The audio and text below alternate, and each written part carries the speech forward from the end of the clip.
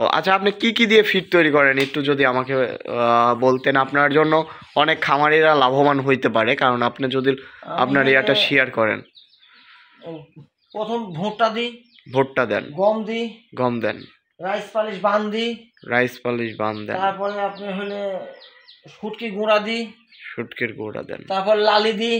ও লালি গুড় আছে, চিটা লালি, ও চিটা লালি, হ্যাঁ লালি চিটা লালি, জি জি ওটা দিই।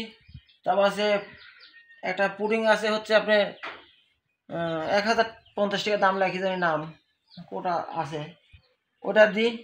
আর কি কিছু এইসব মাল মেডিসিন এক জায়গায় মিক্স করে তৈরি করি, মেলের মধ্যে দিয়ে বানাই আমি। আচ্ছা, আপনি এই 1 বছর 2 মাস হলে মেশিন নিচ্ছেন, মেশিনের কোনো সমস্যা দেখা গেছে? না, কোনো সমস্যা হয়নি। খালি রোলার দুইটা মনে করেন 3টে আছে এর মধ্যে। একটা হলে 1 বছর 2 মাস বয়স হচ্ছে, হ্যাঁ কাল মেমু দেখনু, তাতে এই 2টা রোলার আমার হলে ক্ষয় গেছে। রোলারের সমস্যা আসলে সাধারণত তাও চলতেছে আর কি। এখন অর্ডার দিছি, লিয়াসি দিলেই আমি হলে এখন 200 কেজি বানাইছি, এখন হলো 160-70 বানায়। মানে ঘন্টায়? হ্যাঁ, এই 3 রোলার ফিড মেশিন দিয়ে ঘন্টা কত কেজি বের হয়? 200 কেজি বের হয়।